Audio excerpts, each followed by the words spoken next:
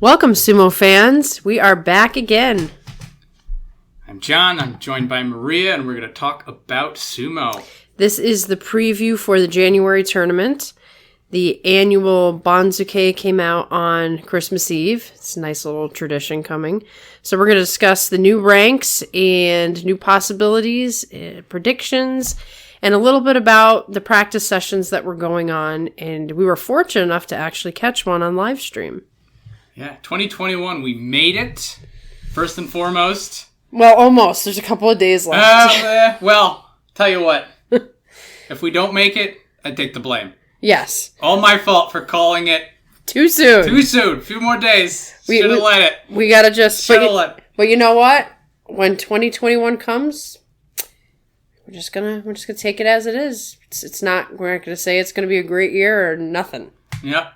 What we do know is that in 2 weeks, we've got Sumo, so it can't be all bad. That's right. This is the best time of the year because you get an October basho, or you get a November basho, a break for December, which is already crazy, and then before you know it, January's here, and it's like, yay, Sumo! Back to it.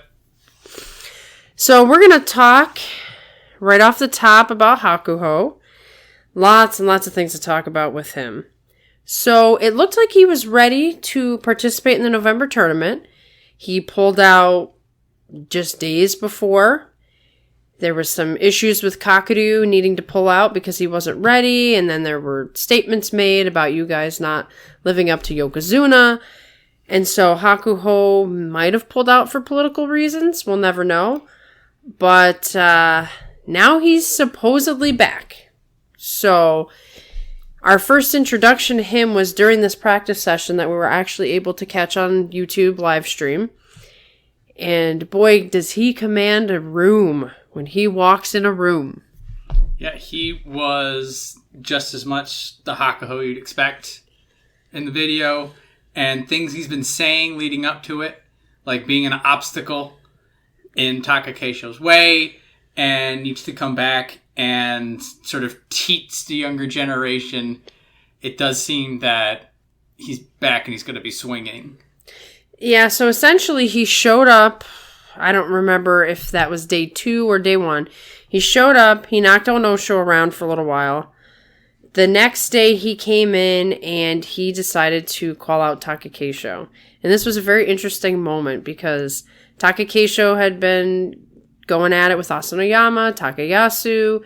You know, he had exerted some energy, and he was off on the side, kind of taking a breather, and here comes Hakuho, and he just does the head bob, like, it's us. And Takakeisho just, like, jumped 5 feet in the air, like, okay. And Hakuho proceeded to beat him to the ground. It was very difficult to watch. It was obvious Hakuho was trying to show what level you need to be at in order to be a Yokozuna, which we'll get into that when we get to Takakeisho. But he didn't look like he even broke a sweat. He didn't seem like he was out of breath. I wouldn't know he was a guy who's on the verge of retirement. I would think that he's like the top guy. You knew he was the top guy by the way he fought.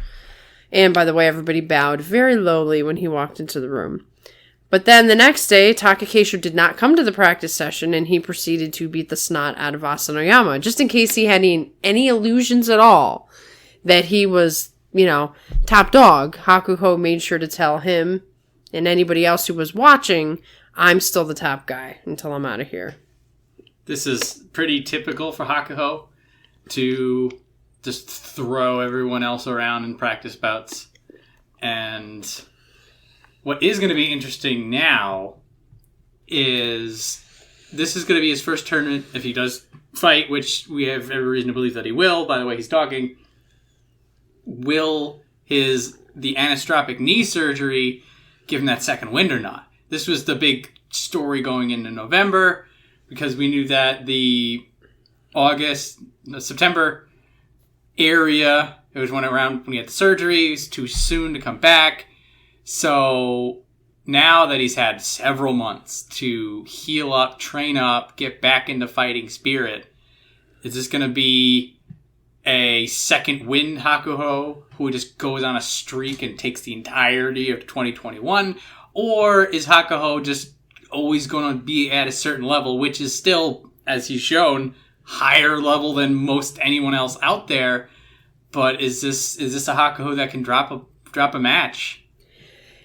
It's really hard to say with him because he is, without question, the greatest of all time. I mean, you can talk about a lot of different sumo guys, and you can compare and contrast different time periods where maybe the fighters were tougher or whatever.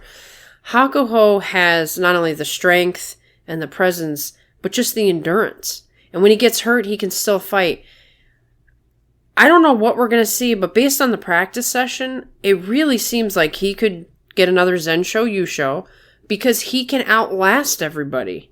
So it really comes down to a question of, because it's a different format, it's not endurance in a tournament in each match. It is over the course of 15 days.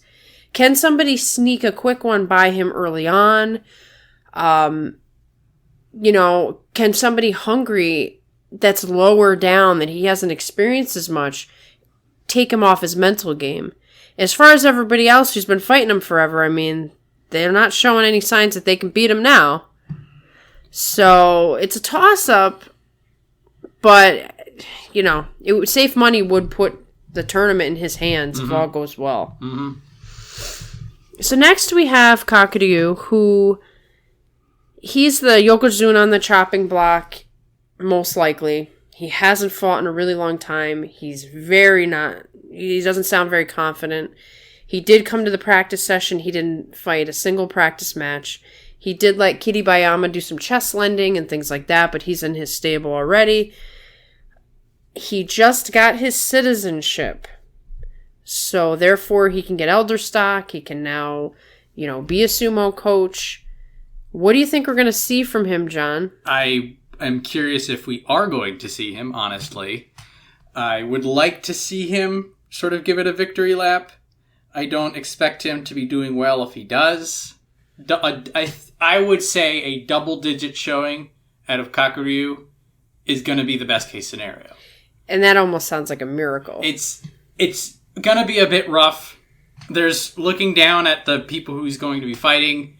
There's a few that he could probably pick off, but some of the hungrier new or veterans that want to get some gold stars. They're not gonna let Kakuryu just do what he wants. It seems equally likely that this will be his last showing. And it's possible also that he just been just waiting for the citizenship this whole time, because if you're not a Japanese citizen, you can't retire into the Sumo Association afterwards. And so I think one way or the other, this will be the last Kakuryu as a wrestler that we're going to see. Yeah, it would be interesting to see if he ever even takes the ring. I just don't know. When I saw him at the practice session, it almost seemed like he was taking it all in. Like, just the atmosphere and being part of the wrestling thing. I could see him showing up, doing one last Yokozuna entrance ceremony, and being done. Like, maybe he fights on day one, and that's it. Because I honestly don't think he could beat many people at this point. I really don't. Little interesting note, if you're new to sumo, is that a gold star victory, so a victory from a Maegashira over a Yokozuna, gets you money every single year until you are done. So it's not just I want to beat a Yokozuna, it's also there's a financial incentive. And there's a whole group of young and up-and-comers that, they smell blood in the water. Why wouldn't you go for it? You're probably not going to get it from Hakuho. Some fearlessness in this new breed. So we'll see what happens with him. I can't wait to do the post wrap-up already, because I think it's going to be wild. It is going to be tornado. It's the new Stormy Basho. January is such a toss-up. It's where Tochi Noshin won his first. Tokushoryu. Was it Shodai? Shodai came close in January. He did not win in January. January is just, it's a new year, a new purpose, and it's going to be wild. So our next guy is my personal favorite, Takakeisho, who won the November U show. Yay! 13-2. Amazing playoff at the end. Getting crushed by Terunofuji, getting right back up and blasting him out of the ring. It was one of the greatest moments for me as a sumo fan, simply because he's my favorite. And when you have a favorite, unless it's Hakuho, you don't get many opportunities to be like, wow, like go through the whole tournament journey and then have your guy be the victor at the end. It's actually quite rare when you have an absolute favorite and not a pool of favorites. So I want to take that in forever because who knows what the future holds. But he has an opportunity to go for Yokozuna. But the only way that's happening is if he goes 14-1. He probably has to beat at least one Yokozuna. He will have to probably beat... I'm going to go down the list. They're probably going to want him to beat Shodai, Asanoyama, Terunofuji, and then at least one out of Takayasu, Takayumi, Hokuto Fuji. And that's after you've beaten at least Takuho and maybe Kakuryu too. I don't see that happening. Maybe it's a new Takakeisho, but he's never been tested like that because of all the injuries. This was the big asterisk everybody was putting on Takakeisho's wins. And basically whenever any Ozeki does well enough that like the Yokozuna drums started beating and everybody's just like, hold on. He hasn't beaten Hako yet. He hasn't beaten Kakuryu yet. And I think it's quite honestly valid. And if both of the Yokozuna were retired, like it will probably happen by the end of the year, unfortunately, that's a different environment. That's basically filling the void. It's a different need. But so long as Hakuho's there, you need to push him out of the ring if you want the belt. And Hakuho pretty much showed Takakeisho, like, if you let me anywhere near your belt, you're done. And Takakeisho knows this. And there's a very interesting... There's a very interesting video that Chris did talking about Takakeisho and sort of his aspirations. He knows he's got one move, which is the wave and the parry combination. But why wouldn't he still strive to be the top guy? You've gotten this far. Even if you are not Hakuho, why wouldn't you still try and go for Yokozuna? It just doesn't make sense. He's gonna try. He's gonna go for it. I've got injury concerns, but his heart is in it, and that's something that's really awesome to watch. I don't know if I want him to become Yokozuna so soon, because once you are, that's it. You got to keep winning as Yokozuna or you're done. So it may not be the worst thing if he just lets Hakuho slap him around a little bit. And I don't mean realistically, I mean he's probably going to do it. But it's going to be fun. I mean, if he puts up 8 wins in the first 8 days, then the talk will happen. Like, is this Yokozuna coming? It's not like he's going to fight Hakuho in the first 8 days. So the very beginning of the tournament might be very exciting. It's realistically going to be day 15. Yes. So we will all be waiting for... Can I dream of that? Can I dream of Takakeisho Hakuho with Yokozuna on the line? I mean, that's what it's going to boil down to. Now, I'd like to be proven wrong solely by the fact that Kakuryu makes the whole tournament. I'd love a full tournament out of Kakuryu. But if he starts losing, he's just going to duck out. He may just not fight it anymore at all. And in that case, it's going to be Hakuho and then whatever Ozeki's doing well enough as the final day. And Shodai and Sanayama still have something to prove, but calling it now with what we know, Hakuho and Takakeisho for the right to wear the belt is going to be day 15. I really want that dream. Even if he doesn't get it, can we at least have a scenario where it's up for grabs? Yeah.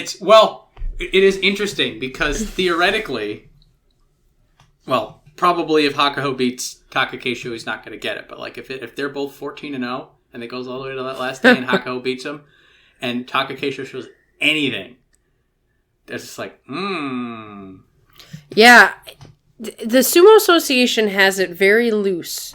It's loose for a reason. If Takakeisho, just shows so much spirit and so much domination, they can get, the wins have to be there too, but they can give him whatever they want. So who knows going into 15 days where his head will be at. He might completely collapse mentally. because nothing was on the line in November. People had kind of forgotten about him. The NHK, when they were doing their thing, they even said, "Oh, let's talk about Takakeisho." And then Murray Johnson was like, "Let's not." I'm like, "Wow, Murray." Yeah, it's different now. This is a good counterpoint, is that whoever does well sort of gets that spotlight. Mm-hmm. And it always seems to change things. When Asanoyama got that spotlight, it was a bit of a heavy load on him. It would have been interesting to see what Shodai did with the spotlight. Mm-hmm. That I think that time will come. We got some future stuff. So let's go into Shodai now. Shodai is Kadoban. He got injured. He got injured probably because he's done a lot of the dancing on the edge of the dohyo sumo, and that's part of what got him to where he is. But that doesn't work when you're Ozeki because everybody's gunning for you. So you're more likely to get hurt. And so, he took I think it was an ankle injury. Ankle injury. He hasn't been at the practice tournament, but that doesn't mean he isn't practicing, in his dohyo and in training. But I don't know what to expect from him because this is his first real test as Ozeki, which I feel like every Ozeki winds up Kadoban pretty quick. It's a hard role to fulfill. So I don't know what Shodai, the Kadoban Ozeki, looks like. Shodai had a spot of bad luck, I think, because if he didn't hit that ankle, who knows what could have happened. Mm-hmm. And sort of, in a way, not to say that it was a fluke that he became Ozeki, but we sort of it just turned around and you're like, oh, you're an Ozeki now. It's like you figured it all out. So because Shodai's progression sort of just happened, I almost feel that even if he does badly this tournament, that he'll get it back in March. Mm-hmm. And Shodai didn't seem to be the kind of person who really let the jitters get to him. Now, he did have a rough day one, but that's day one as an Ozeki. Everybody has that. You get a pass. So, I'm with you, is that we haven't really seen Shodai tested with the Ozeki rank yet. This will be the tournament that happens unless he rolls his ankle again. Yeah, ankle injuries are tough because they kind of never go away, but at the same time, these guys are tough. They're always hurt anyway. So this is going to be the mental toughness game with Shodai. What can you endure? And Kadoban, I would imagine, is terrifying because you've worked so hard to get the Ozeki rank, and now you got one shot to keep it. And if you don't, then you got to do that run all over again? That's horrible. Yeah, it's the 3-strike system. He's on strike 1. Yeah. So, we'll keep an eye on him. We'll see how the first week goes.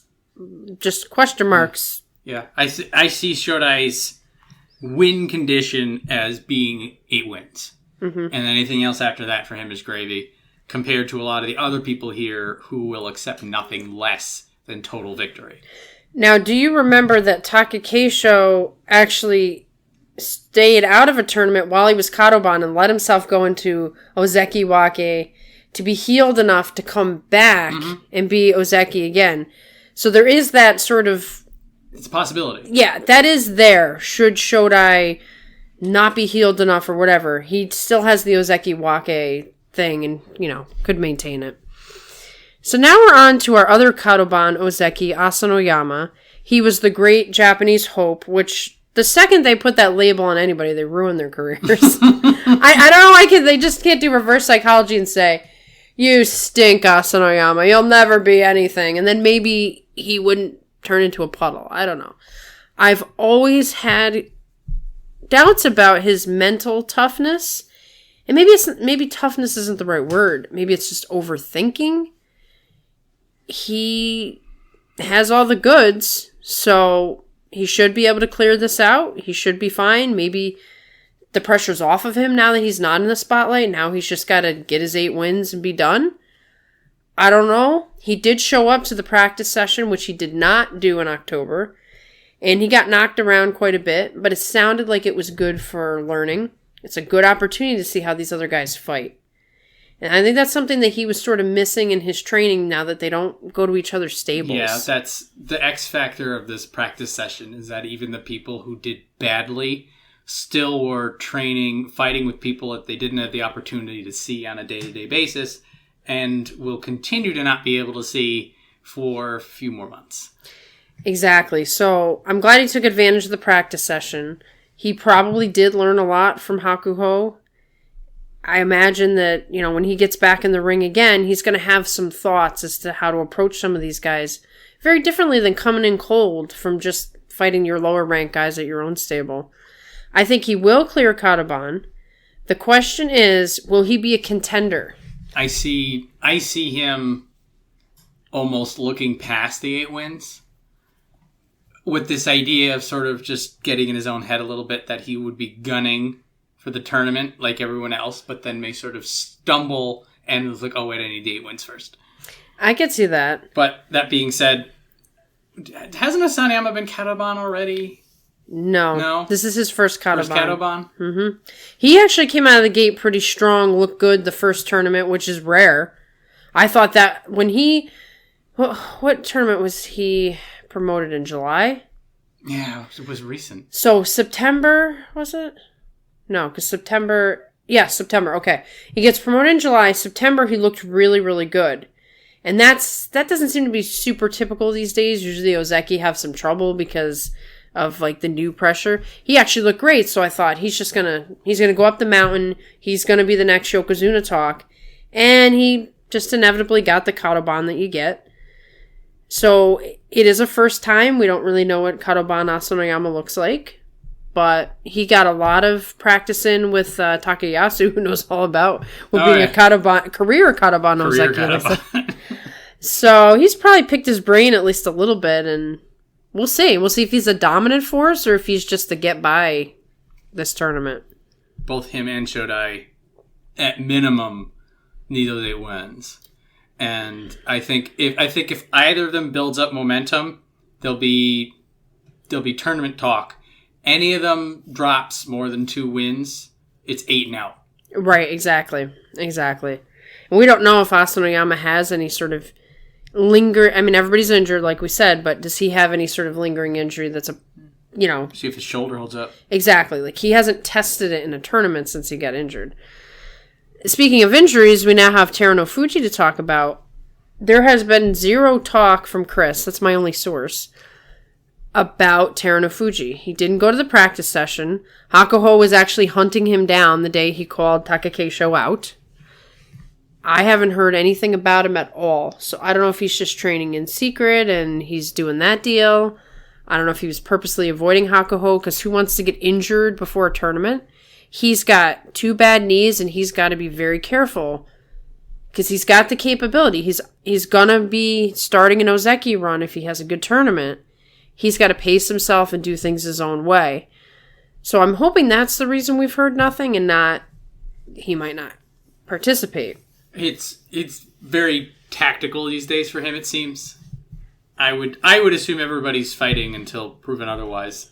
And I'm seeing him as accepting nothing less than 15 wins. Yeah. Like he's what he says and then how he acts are a little different.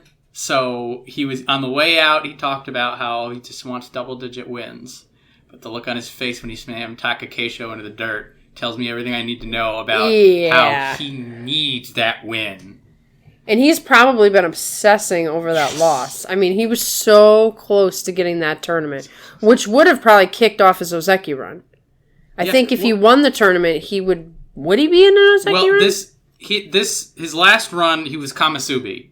So depending on how you count the wins, I don't know if his Megashira double-digit wins would have counted. Actually, was he? They might have counted them, though. Because tournament wins suddenly put you in a different tier. Yes. So it's like he's like just a millimeter away from all his dreams coming true, and then he loses that crushing playoff. So he does have 2 tournaments to get a trophy by that logic. And that being said, even if he doesn't get the tournament, if he keeps these 13-win type of tournaments going, they may just give him the cup on Yusho winning caliber performances. Right, which is what happened for Takayasu. He never won a tournament, and he was able to come up to Ozeki. I will say that I am very much hoping, please, Let us see Hakuho and Teruno Fuji go at it. It's going to happen. It's going to happen. It would happen in the first week. I was about to say it's probably going to happen early. And it's going to be a great test for both of them. Yes. If Hakuho wins, then that's sort of the proof that this guy's going to be 15-0. Teruno Fuji wins. Whoa. That just makes a statement. We got to see that fight. Yeah. We got to see that fight. That is the fight that I am waiting for. As soon as possible, please. Yes. Day 1. Can it be day 1? Could be. It could be. It should be day 1. Oh my goodness. Can you imagine Hako eating dirt on day 1? I think I'm going to get up at 4 o'clock in the morning if I find out that it's that is the match in day 1. Ooh. I mean, it would be the battle of the khaki prancing. I mean, they both got the same machismo thing going. Oh, man. I'm getting too excited about this. I gotta move on. Takanosho. So, I mean, this isn't controversial, but it is. He maintains the same rank, even though he, was 8-7. He was only 8-7, for 1. For 2, there was more need to promote Teruno Fuji than Takanosho, but in a different tournament situation, he would be up a rank. So at this point, he's got to put out a pretty good performance if he wants to get out of the Sanyaku and get into an Ozeki talk as well, which should be pretty interesting considering that he's in the same stable as Takakeisho. I don't know how... I would like to look into the stats of this at some point. I don't know how often you'd have 2 Ozekis in the same stable. That'd be pretty cool. That would be awesome. And they would never fight each other unless there was a playoff. So, they could really go in tournaments as, a team. Yeah, Takanosho sort of just got... Now, I'm going to be talking about a logjam at length for the next, 6 wrestlers. Because this is sort of what's happening right now, is that there's a lot of people surging. Mm-hmm. And there's only... so many spots. There's only 4 Sanyaku ranks.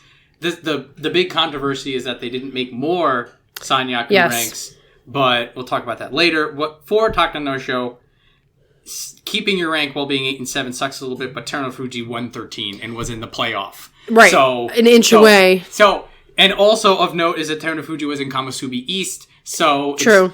It's not like, again, still sucks, and in another tournament he would have gone up, but... Such is the logjam. This is the logjam life. So, Takanosho, of note, was 8-7 in his Sanyaku debut. Amazing stuff. So, this is when you get to that top 5 of Mega Show, you get knocked down. When you enter Sanyaku for the first time, you get knocked down. That's what you expect. So, Takanosho holding the Sekiwake rank, for me, says that he is holding the ground. He's going to keep going. Mm-hmm. Now, the stormy January Basho may have other plans for him, but if he and the also revitalized Takakeisho are just scrapping on the daily in their stable, that stable's getting other people up and coming. Yep. There's a lot more people there, so there's a lot of potential in Takanosho holding that Sanyaku rank. Again, 8 wins means you're not on an Ozeki run yet. Mm-hmm. But if he's able to sort of hold this place, get used to his rank, then he's going to be well on his way. Now, this is very long term. And but what's relevant to January is, even if you just keep those 8 wins, that's experience top rank. And that experience is really important because if you keep getting knocked down, you lose the flavor of what it's like to be up there. So, I mean, that's Mitake Yumi category right there. He's been in the Sanyaku forever. Absolutely forever. And we'll get a little bit more specific with him. But that's why he's able to stay in, I think, because he has the experience of fighting these guys all the time. He knows what it takes. He's getting this opportunity to fight the same top guys over and over again. So there is value, like you said, in holding that 8-7 and, getting the experience and then bulking up and doing other things. And then eventually you go on your Ozeki run. Because even if Teruno Fuji becomes Ozeki, and I think he does need to do it quick, he's not going to be in it forever because he is bandaged up. This is sort of like, let me get Ozeki to say I could do it again, and then the second there's trouble, he's done. Yeah. He's just going to retire. So Takanosho's the future prospect for Ozeki, especially as the Ozekis eventually transition to Yokozuna or don't. Or don't. Yeah, could be the possibility that they don't. Takanosho, he's just right in there, and he's going to hopefully be the future talk. Which then brings us to Takayasu, who's slowly climbing his way back up to Ozeki. He's now Komusubi 1 East. He had quite a fall from Ozeki to Ozeki Wake to just middle of the pack Maikashira. It just seemed like the fire was gone. I know he had back issues, so back issues in anything in life, they are the most complicated injury to deal with. There's not much you can do for a back besides, there's some therapies, but you just sort of fight through the pain until you're done, and then your back is just always a problem. It's just how backs work. But he's got a new fire. Maybe he's found some good therapies for it, and I think he's out to prove that he can get back there, just like Teruno Fuji's trying to get back there. And I can't help but think that winning a tournament is just always going to be on the list of something he's got to do. As soon as he gets that cup, I think he's just going to make the victory lap. But I do think that you're right. He wants that Ozeki back. I think getting the tournament may be a little easier for him, but it's just good to see him get the second wind in general. And so being so fierce and not giving up like you think the story would end. Right. He very well could have. I mean, that's where I think Tochinoshin is headed. Mm-hmm. They were both Ozeki at the same time, though Takayasu was there a lot longer. He was doing this Kataban, not Kataban thing forever. Tochinoshin's probably not coming back. Takayasu is showing that he can.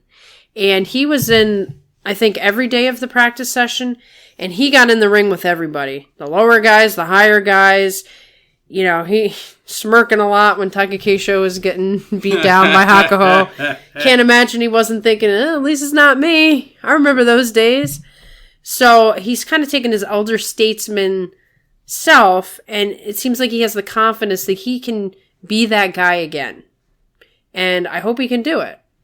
I really hope he can take some of these guys down and slow walk. The slow walk. Nothing's worse. Nothing's worse in the sport than seeing that slow walk. Takayasu, I think, of the people in Sanyaku, has the least to prove. And he is somebody who can take a tumble and you'd have no problems with it. Though I think that he's not going to want to take that tumble. No. But if of everybody here in that top chunk, Takayasu, I feel, has the least pressure. I would think so. So that could give him either the most opportunity or at the very least, while everybody else is just murdering each other, he's just like, 8 wins. Yeah, he's just watching the carnage. Just like the practice session. Just like the practice session. So our next person is Mitaki Yumi. 7-8. No Ozeki run for him again. He's down from Sekiwake 1 East.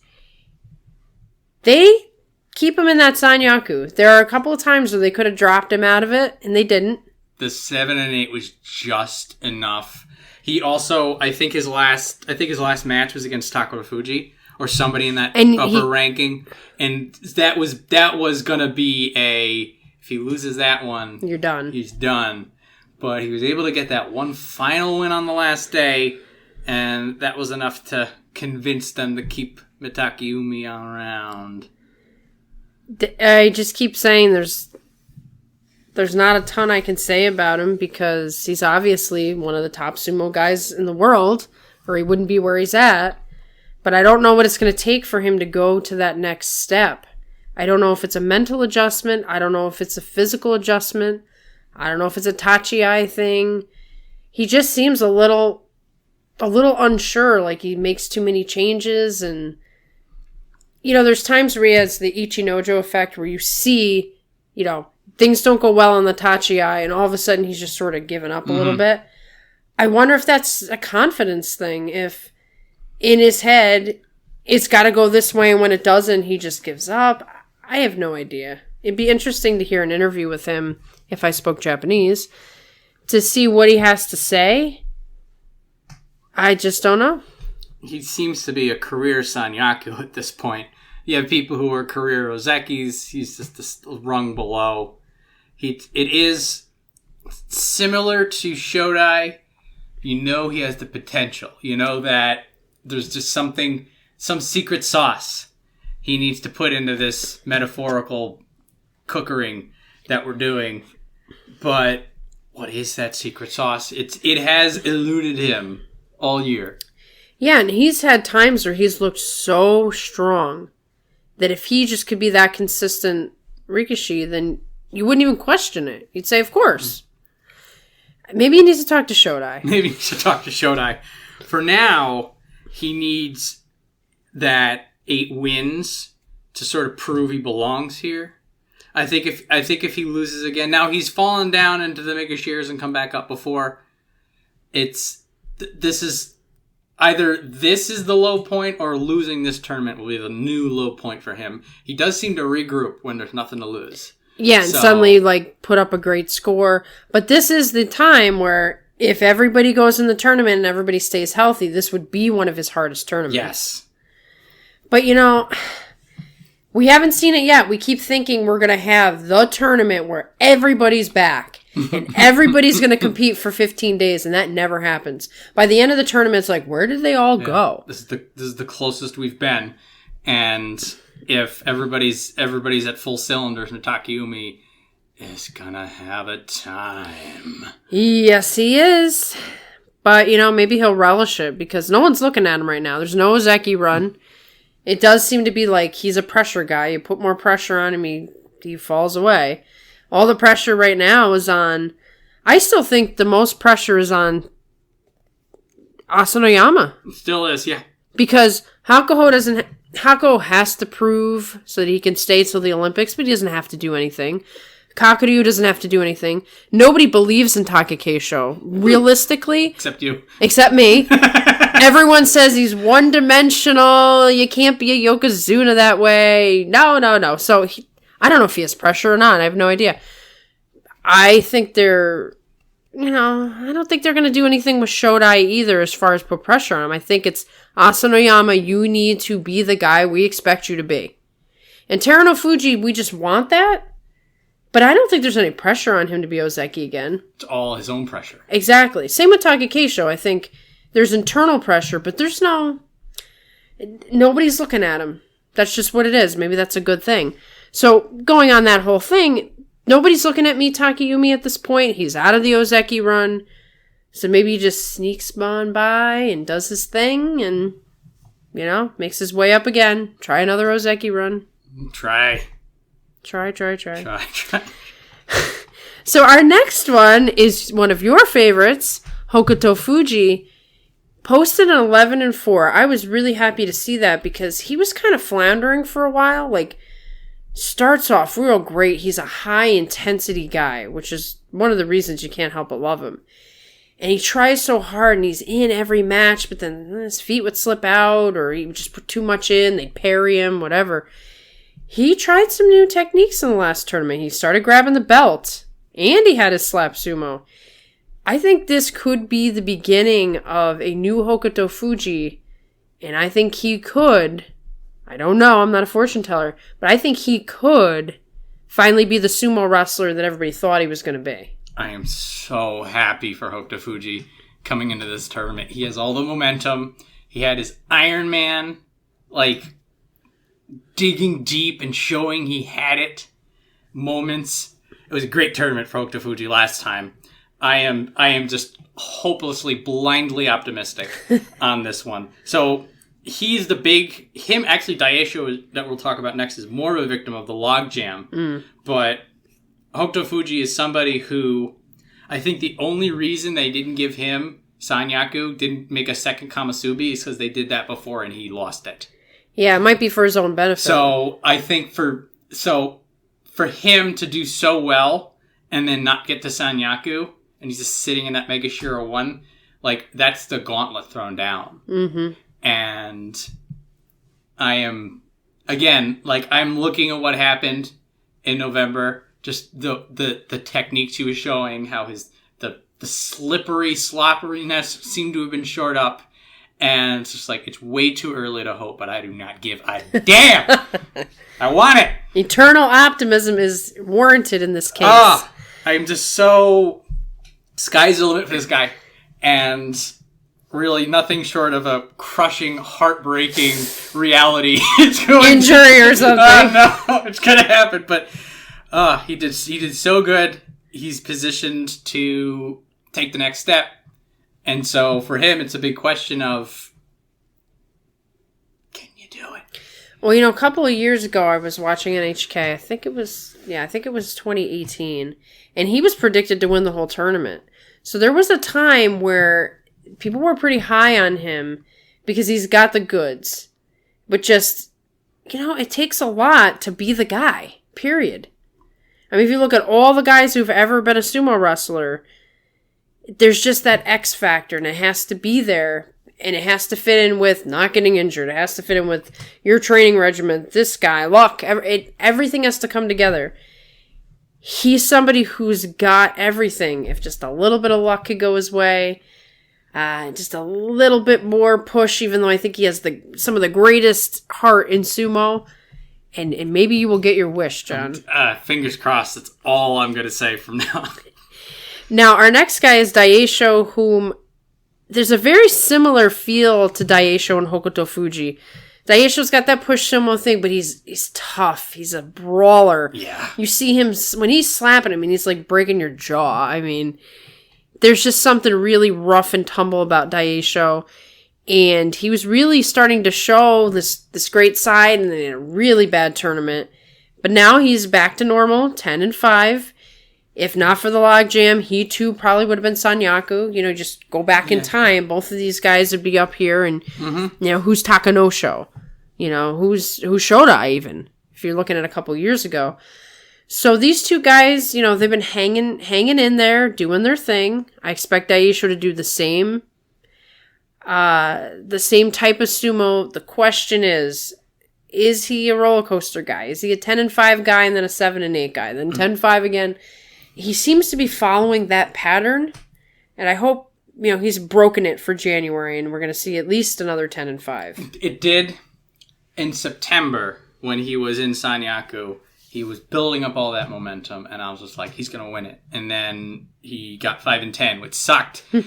I think it came out that he was injured. He was just dealing with something. Mm-hmm. And so for November, it was very much, is it injured or was there something else? Then he puts the 10-5. He's just like, he's still here.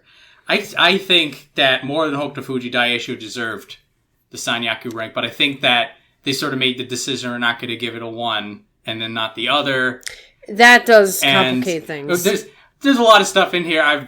I hope at some point I'm on record saying all I want to do is complain about this and not actually do it, because this whole rankings thing is just fascinating to do it, except if somebody were to hand me the quill and say, You do it. I'll be like, I'm out. I can't decide. But for Daieisho, where Hokuto Fuji is sort of like this well of potential, like Daieisho, it's just like, this is reclaiming. This is proving that him losing it before was the fluke. Exactly. And this goes into your roller coaster, and that is he gonna do another 10-5 or is he gonna do a 5-10? And we're not gonna know until we've got people on that dohyo. Yeah, and I can't wait to see it. I just want to see what he can do. I think there's more from him. Just slight tweaks.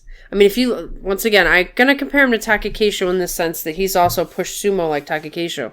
Takakeisho's been doing the same push sumo his whole career. And yet, now he's at Ozeki. So, same with Daieisho. It's like little tweaks here and there, and you could ascend to the next level. But, fingers crossed. So, our next guy is another one of my favorites. He was my first favorite. Before there was a Takakeisho, there was Takada Fuji. He's just sort of the wily veteran, but he's so solid. He's so stable. He's always in the fight, no matter what. And he got a 9-6, which was really great to see. I don't think I don't think Takada Fuji's been this strong in a while. He was in the race for a little while. He was in a race. Yes. He turned over all these veterans. Like, they're looking to what Terunofuji is doing, and they're like, I can do that too. And then Takayasu starts the run. Takara Fuji starts the run. So now we're seeing these people that are sort of getting their stuff back together. It was a treat to see Takara Fuji do so well. The durability that he showed was really good. I think that this is going to be interesting to see, because now he was in Megashira 6. He was scrapping with some of the Sanyaku, but he wasn't all the way up at the top. And now that the top is here as well, now it's going to be real interesting, because you post the 9 and 6 in Upper Megashira in November. Again, that was a ripcord of a tournament, just absolute banger. No, January has potential to just clear the room, and so I am rooting for Takara Fuji to just hold his ground against the storm. And that's really his game. You know, if he's strong and he's tough and he's doing his thing, I think he can hold his ground. But typically when he's up this high, usually means he gets knocked back down. But the new factor is Terunofuji, and he is training with Terunofuji, and he's talked about an increase in actual muscle strength. So that could be an X factor too. I don't know what's going on behind the scenes right now. If they're doing some extra training, some secret, hyperbolic time chamber stuff or something. But that would be cool. What if Takada Fuji is actually going to come into the tournament younger than he was before? Okay, I won't go there, but it's a possibility. Anything is possible in January. So our next guy is Wakataka Kage. My favorite name to say. He's a young guy. Got a 7 and 8. So he dropped a little bit. But I expect him to hang in. I expect him to be competitive. Barring some bad injury, I actually think he will. I think he's going to stay in this Maegashira 2-1 place for a little while. There's two things that Wakataka Kage did last tournament that has gotten my eye on him. One is the fact that Megashira 1 West was the highest he's been, and he only got a 7 and 8. Mm-hmm. Like, I was pegging him to take the dive. Yep. And he was my example of the young guns that come up and then get knocked down, and then he almost just completely makes me eat it, which, well done, sir. And the second thing that I noticed is he was 6 and 8 going into day 15. And he was fighting up against Koto no Waka, who was 7 and 7. So on paper, you think he's already lost it. Koto no Waka needs it. That Koto no Waka is going to have more to fight. Wakataka Kage wins. And he doesn't just win, he wins in a bit of a tough battle of wills. And so now, lots of variables here. Wakataka Kage was healthier than Koto no Waka. Koto no Waka was way down lower. But they're both the young up-and-comers. And so he says, I'm top dog. Right, I'm going to show you. I don't need the win necessarily as much as you do, but that doesn't mean anything. So, for me, that is a sign. Also, the fearlessness. This new crop, they don't blink.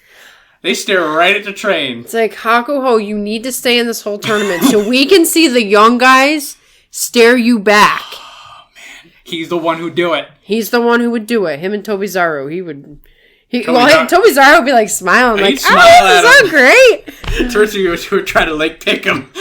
Hakuho would probably stomp him into the ground, and all you would see is a Tetsuyoshi head popping up from the dohyo. That is probably we'll get to Tetsuyoshi. I might pay money to see that. We might get to Tetsuyoshi. We'll get to Tetsuyoshi later, but my God, if I saw him try a leg pick on Hakuho, I would be like, someone just shoot me now. My life is done. Hakuho might have to lose his career over that one, because I don't know what Hakuho would do to him if he dared try a leg pick. Break his nose with his face. He would just like, boom! Wakataka Kage. He'll never get to fight him. No. He'll never make it that high. Wakataka Kage, it'll be interesting to see. I think he's going to hold his own. I'm very confident in that, which means he's going to get crushed. Yes. But Yeah. I'm going to go with my confidence on this that he's going to hang in there, but I think he's going to stick around. He might go up to Maegashira 1. And that'll all depend on how the rest of these guys do. Hokuto Fuji, Daisho. I see him staying at least in the top 3 to 4. Yeah. And him going up would be nice. But there's just so many people. There's too much. There is too much. This is a craziness. This is a sandwich. So that reminds us also of Koto Shoho. So now he's made his way up from Maegashira 5 West to Maegashira 3 East. He's just inching his way up and inching his way up. 8 and 7, so he barely got there. But, I think at Maegashira 3, he's going to fight all the top guys. Pretty sure. He's going to... This is... Well... Anything from Maegashira 5 and higher, like that whole crew is going to be fighting each other. So in 5, it was sort of like maybe he'll get some of them, maybe he won't. But if you're in 3, that's the firing line. That's the meat grinder. That's a day 1. If day 1 isn't Terano Fuji, it might be Koto Shoho. They're going to feed him to the Ozekis and the Yokozunas out the gate. I think he's going to experience pain. It's time for the pain, buddy. Yeah, I think pain is coming his way. What is interesting is that, again, like Wakataka Kage, he's not afraid. He's not afraid. He will go for it. He goes for the techniques. He takes the risks. He'll take his lumps and, It's...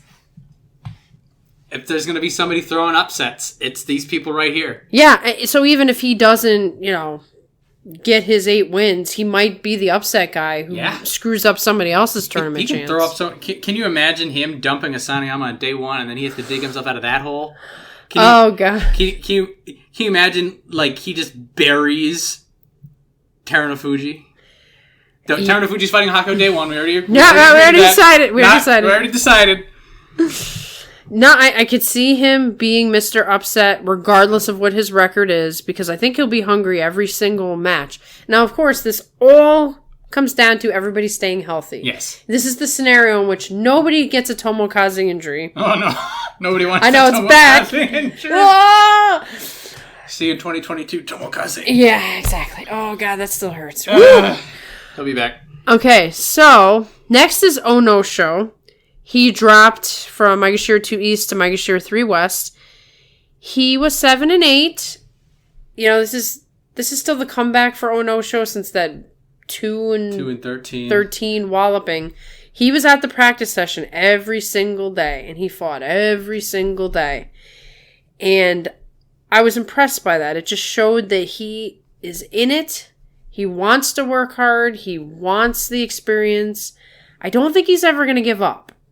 And I think he is he is very young. I keep saying this. He came in at Takekeisho's time. He is only 24 years old. A lot of these guys that are the top guys, they're 26, 27, 28. Onosho has time. As long as he keeps himself healthy, he has time. So I think going to these practice sessions and doing the hangout in the upper Maegashira might do him some good. He just needs some fine tuning. And when Hakuho rides off into the sunset, maybe he'll be giving Onosho some pointers, since Onosho was the first Hakuho Cup winner, and they've got to have a soft spot. It's got to be. There's got to be this thing. He's within Hakuho range too. They may have a rematch. Oh, if only. Oh, there's so many dream matches. January has a potential for some absolute killer. We could wake up every day and be like, "This is the best day of my life." Oh goodness. This is a match I've been waiting for so long. Yeah, but I agree with you on Onosho. He's just full of potential. It's just taming the wild beast at this point, and he's in a position to start the breakout. I think he's about 4 months away from really biting after that Ozeki run. Mm-hmm. So keeping an eye on him, and if he's able to sort of absorb all of that training power, he may have a really good first week, and that could change a lot of things. That first week, it doesn't determine the end, in the sense that, the second week is always crazy. But there's just certain things that get established in that first week. And I think he's going to be in a good position in that first week, simply because he did train with all those top guys. Mm-hmm. He's kind of seen some of their stuff. I watched him watching it. getting some ideas, that matters. And most of the wrestlers are not getting that opportunity. I think you had to get an invite only. And I wonder how he even got an invite. Like, who do you know to get in? Was it Hakuho? Yeah. Did Hakuho say, you're invited to all of them? So I think he's in a good position as long as he just one basho at a time, focus. Yeah, 15 days. Yeah. Which takes us now to Tochinoshin, whom I beat up in the prior to November tournament. Like, what are you doing with these hankas? And you're killing me. And then he did exactly what I hoped that he would do, which is he employed some new strategies. He was doing some throws. He was doing some pushes. He was he was doing what he needed to do to win. They didn't all look desperate necessarily, but like it almost looked like he knew what he was doing, even though sometimes it's like, oh, I lucked out. Yeah. He's a big dude.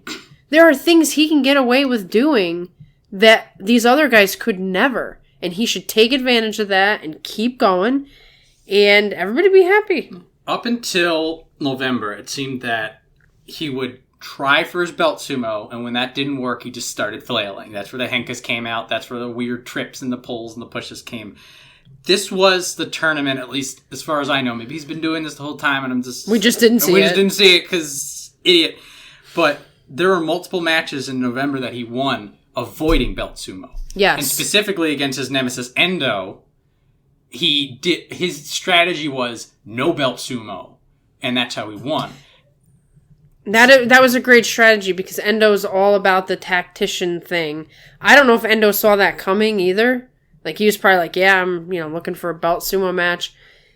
That was good. I wonder what Tochinoshin's prep is prior to his matches in November. I hope that that's where he's at, is he's doing the thinking man sumo and using what he's got. That's the potential for success for Tochinoshin.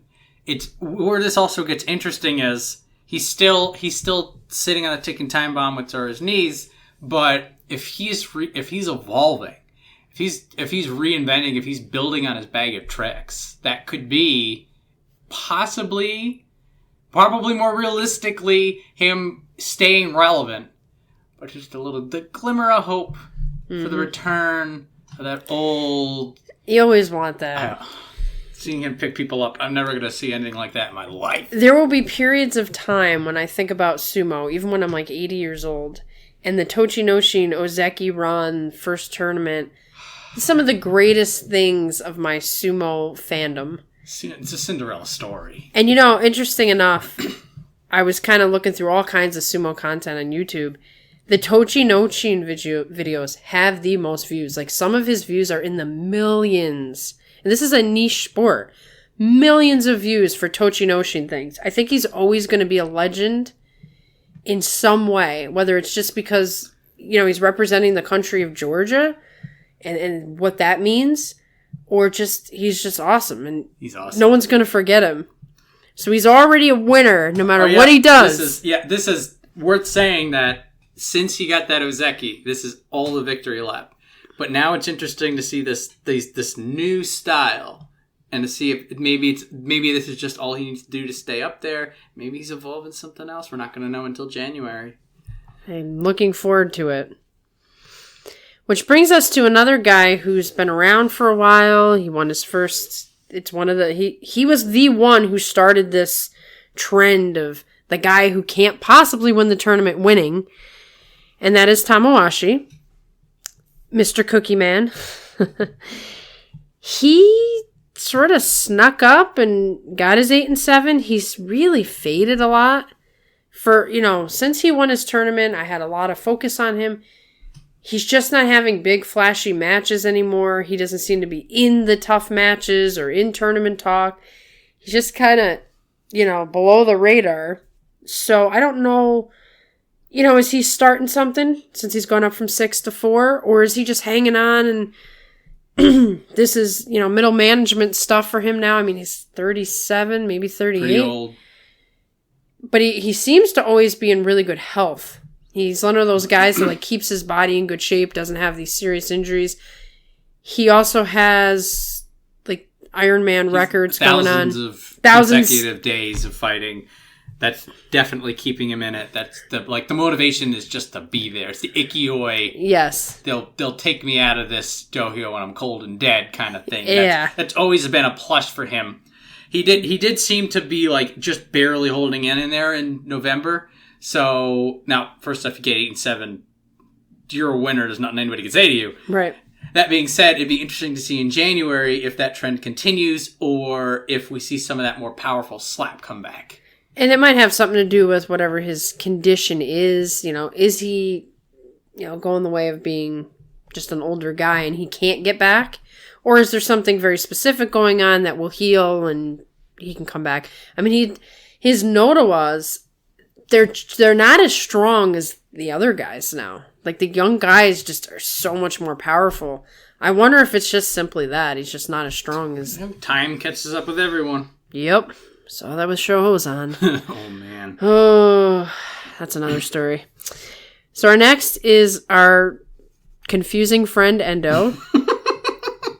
Your note is the most appropriate note you could have, which is 8-7, Endo being Endo. I don't have much to say. I will say that I've been checking out these Japanese videos. I don't read Japanese, so therefore I can't tell you the channel name. But they went through and they were interviewing all the wrestlers on something. And once again, Endo's response was like, basically he's looking at him like, why are you talking to me? He gave like some 3-word answer and out the door, whereas everybody else was giving like a paragraph and it almost sounded poetic and Endo's like, yeah. It's Endo. So Endo, I don't know, is he like the genius of sumo where he's just so smart and he's so aloof that, there's no passion in there? I don't know. He doesn't seem very passionate. He did put more effort. It felt like, we'd mentioned this in November, that a lot of his wins and even some of his losses, there was more spirit in it. Yeah. Is this a blip on the radar? That will remain to be seen. Endo is sort of the opposite of Mitakeumi in this way, in that you feel like Mitakeumi, it's like if everything aligns just so, if Mitakeumi can figure that thing out, he's going to be Ozeki in no time. And then you go to Endo and be like, it's just, you have all the pieces there, but you have the wrong puzzle box that you're using to assemble it. Exactly. So it's just like, we need to take this and just flip it upside down entirely. And then he's Yokozuna in 2 weeks. Exactly. And it's like, oh, wow, look, he never gets injured, and he has like 85 techniques, and he's the greatest Yokozuna of all time. Yeah, that's like alternate reality Endo. Yeah. So I am, for most of what I'm going to be looking at for Endo this time around is that level of sumo spirit that appears in a video that I watch online halfway across the world. Yeah. to our meager understanding of an entirely different culture. Yeah, but I figure win or lose, if he still has that gumption in there, then maybe this is the start of something new. But then if he just falls on his face after a spectacular victory, Endo being Endo. Yeah, well, we'll never know because he doesn't even like to talk in interviews. So there's nothing to even translate, The next is Okinomi, who he's down for Megashire 3 West, but just, he's just at 5. I was kind of writing him off like, he's an old guy, he's loved by many circles in sumo. He's kind of an old guy, he's going the way of Tamawashi. He was very, very competitive. He did get a 6 and 9, but he was very competitive. I would be nervous if I was in a tournament run and had to face him, because I feel like he's got just enough in. He could win any match. 6 and 9 does not tell the story of Okinomi. It doesn't. If you're in the match and you have Okinomi, you might be like, oh, I gotta be concerned. Unless you're Hakuho, who has like this crazy record against him. Yeah. He surprised me, and I think I don't necessarily think he's getting back to Sanyaku, but that's only because of the logjam. Mm-hmm. I think he did belong there when he was there. I agree with that. When I see Okinomi, like beforehand, before I knew better, I was just like, oh, he's a veteran, he's doing well or whatever. But Okinomi is Sanyaku level. Yes. No matter what his rank is. And again, you see the 6 and 9, you see the fact that he lost 2 tournaments in a row. It's just like, that's not the story here. No. The story is, you give him an opening, and then that's a problem for you. Exactly. Which, once again, these guys would know this from fighting him. We can only know what we see, Mm-hmm. and we don't get to see as much as the picture really is. And I was pleasantly surprised to be wrong about him. And I'm looking forward to seeing, like, the new year always brings out a new something from everybody, especially in Japanese-oriented sporting events, because the new year is so important. It's like their really big holiday.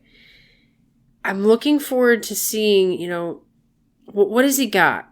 What tricks does he have up his sleeve? Because I think he's got plenty. It's funny. He's got plenty to prove, if nothing else, than to keep everybody else around him honest. Yeah. You're going to work for this. I'm not going to be your pushover win. Yeah. You think you're just going to get me at the Tachi? No. No, I don't think so. Which brings us to Ryuden, who's, I mean, he's pretty much doing comic sumo right before our eyes. It's fascinating to watch this guy. So he was doing sort of the crazy butt swinging, like you're riding a horse. You have jockey sumo written here. I think that's very appropriate as well. It worked. I don't know if it was throwing the other guy off or if it was just giving Ryuden all this extra energy. He turned a corner. No matter what happened, that day 3 butt swaggle is just... That's going to stay in my mind in my sumo journey as well. That's going to be... If there's like a compilation clip, that needs to be in there. Now I want to make a compilation with the best things of 2020 sumo. I'm just really thinking about this now. And that's going to be like the clip in between every clip. The transition. The transition is the different forms of the jockey. I don't know what made him do it, but he's interesting. It did seem that his struggles were mental. Yes. Through most of the year because of the Shobushi incident. But he did this crazy thing, and that whatever that mental switch was, it went back on, and he's just starting to dominate people again.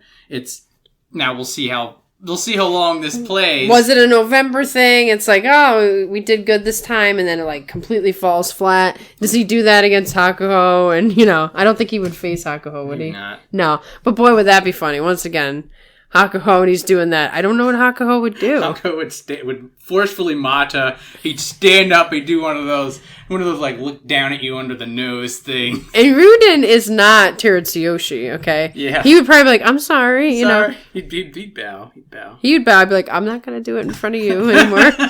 I'll do it to the other guys.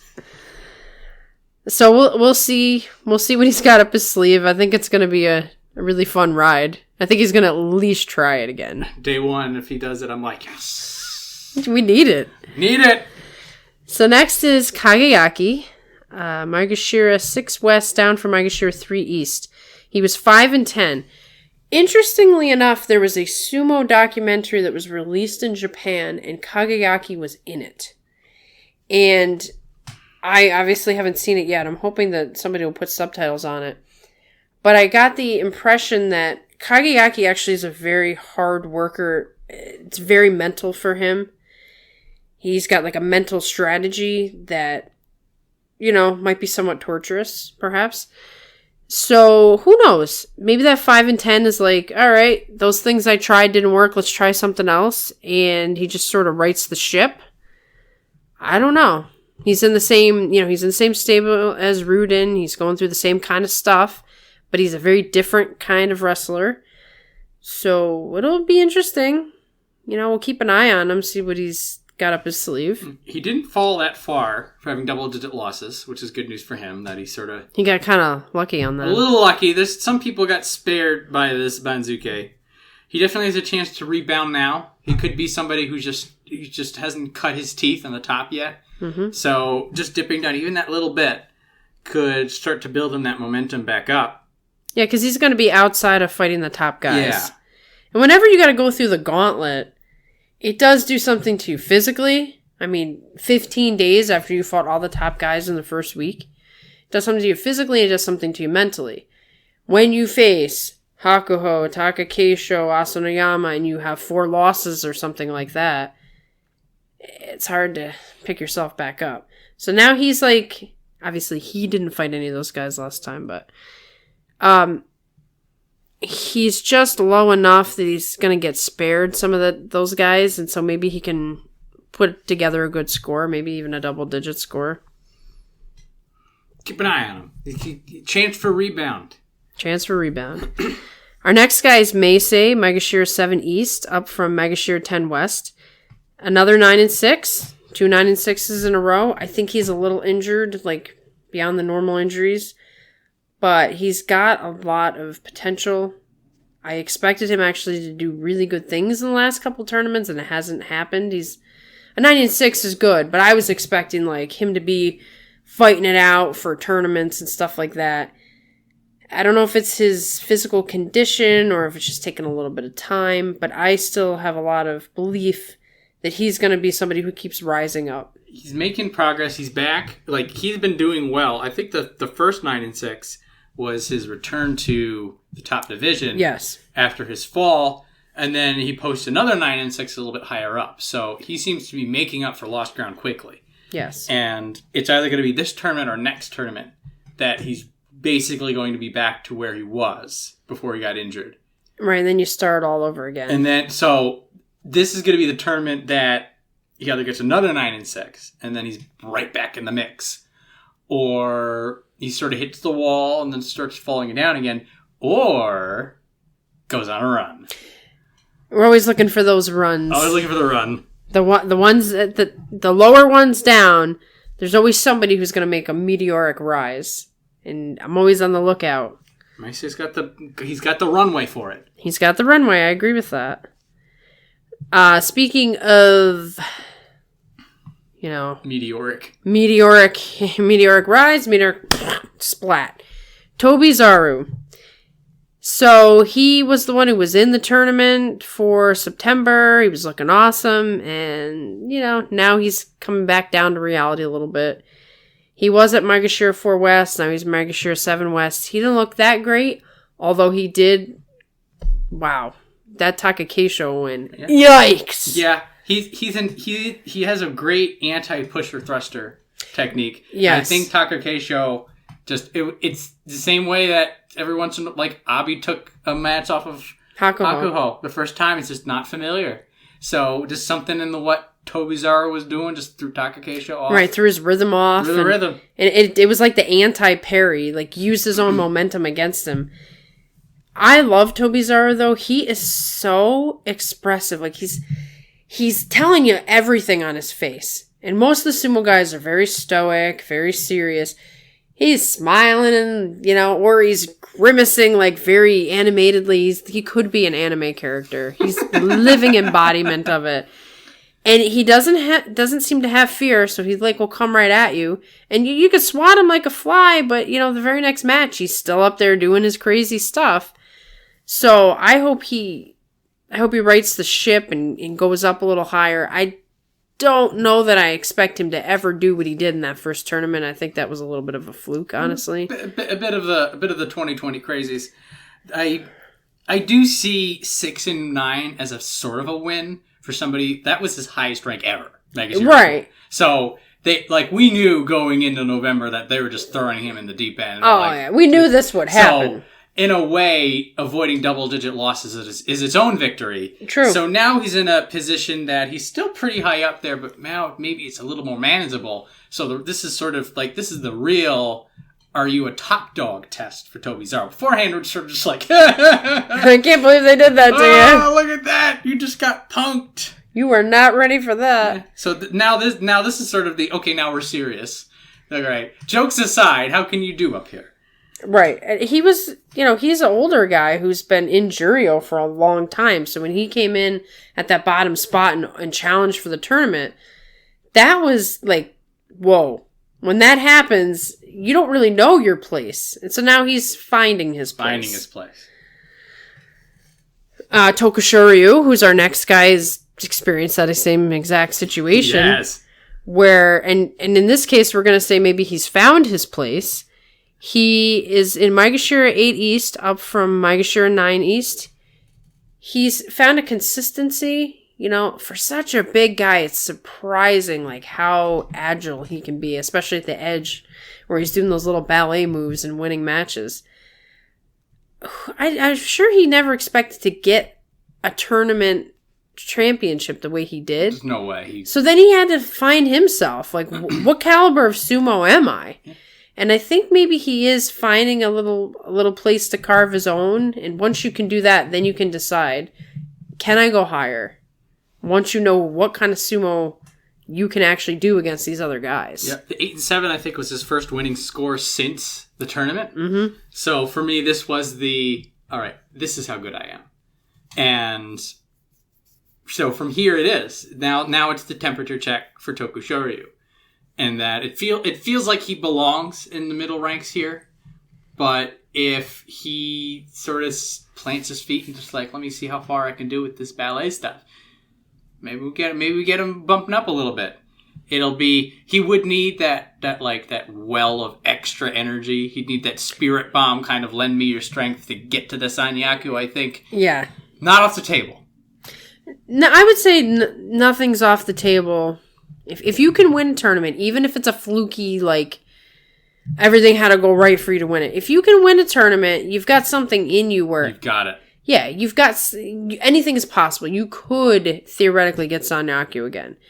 With all the guys in it, it seems highly unlikely, but hey, if he puts his nose down, works on his style of sumo, wins his matches, you never know. Never know. So next is your rightly predicted face in the dirt. Face in the dirt.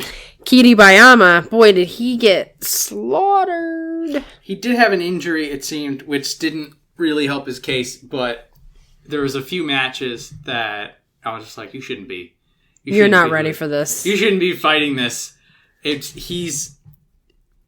Give him similar to Oh No Show, like the both of them. It's just like you see the future, and he's in it. Yes. And so I'm hoping that a lot of that 3-12 from Kiribayama is the injury, is whatever was something outside. Something outside. You know, wondering about Kakuryu a bit. Who knows? Well, maybe there's some stress there as well. Kakuryu's his, senior stablemate. They train together. I'm assuming once Kakuryu becomes a coach, Kiribayama is going to be one of his top priorities, his top prospect. Who knows? I mean, there's some dynamic there. He was at all of the practice sessions, as far as I could tell. I didn't have much to say about it because it was just very basic. And he almost looked like he might still be... He's obviously in tough enough shape to be at those practice sessions because they were brutal. But he wasn't necessarily doing anything crazy, so maybe he's just trying to work his way back up. So I'd say he doesn't look super injured, but he didn't look super spry.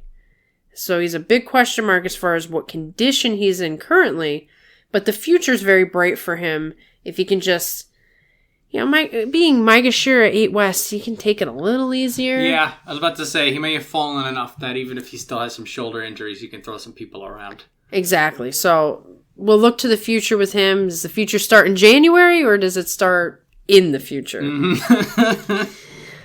So next is Chio no Kuni, who is, our latest injury comeback story, went pretty far down because of injuries. It's taken him years to come back up into the top division.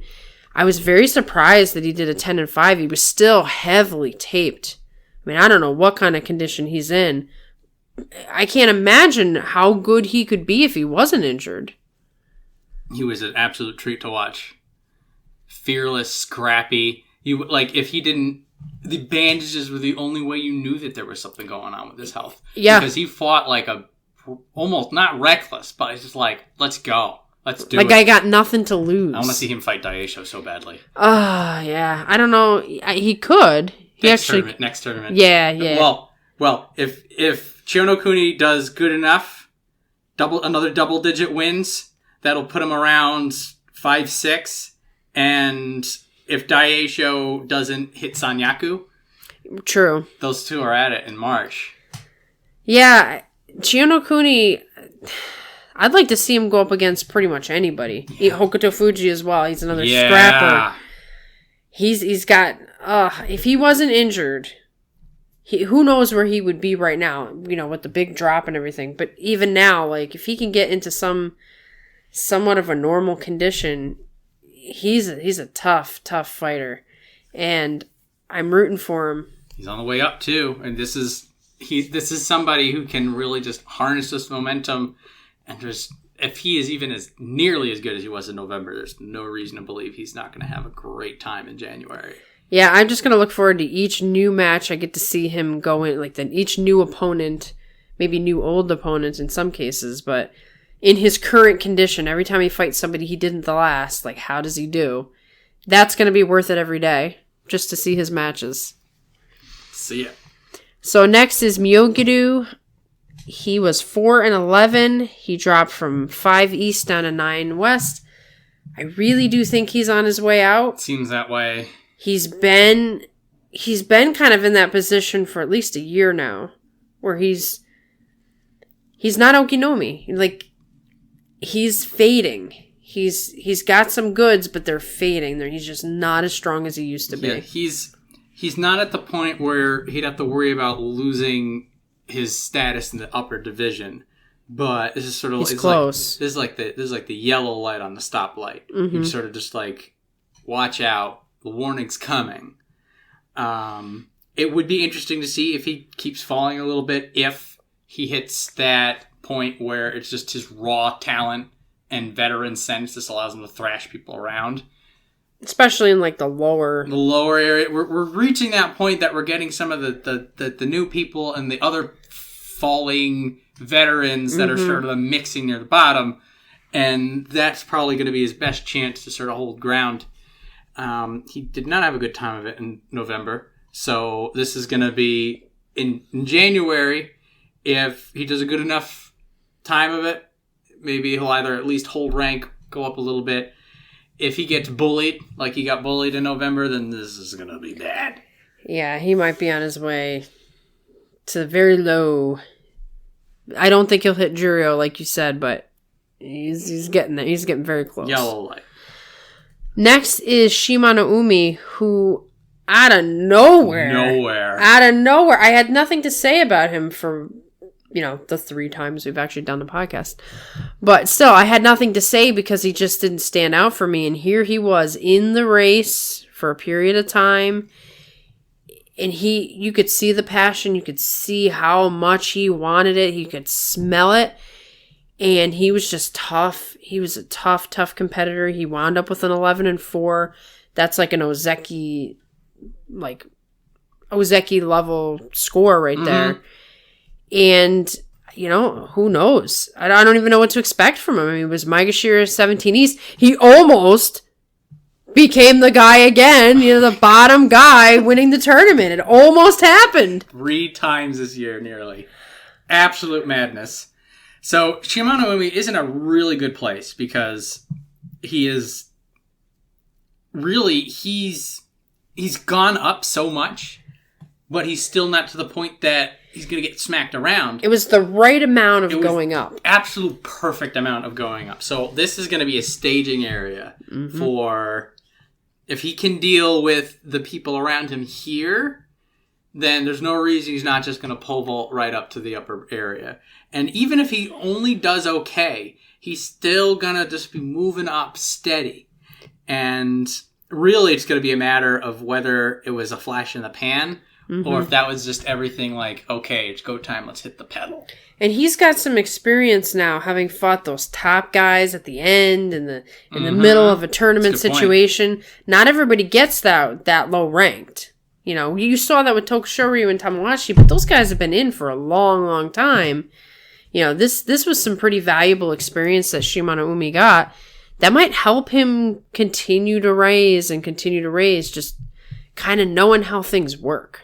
He got to see the elite club for a minute there. Just a minute. Next is Aoyama, who is one of your favorites. He is slowly dropping down. He had a 6-9, not the worst, but it seems like every tournament he's just losing again. Every time he shows up, there's a small piece of him missing.